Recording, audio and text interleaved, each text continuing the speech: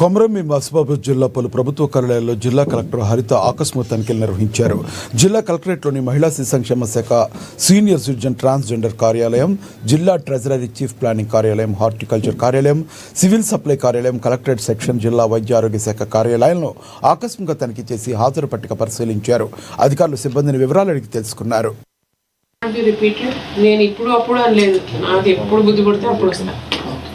ఉన్నారా లేదా, నిజంగా అన్ని కరెక్ట్గా మార్క్ చేస్తున్నారు లేదా, ఎవరు ఫీల్డ్కి వెళ్ళారు.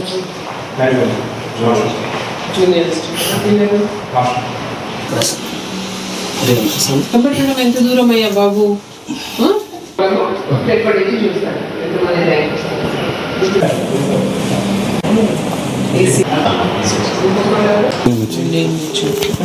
మరి అయితే ఎడిపోయిండు అంటున్నాను నేను.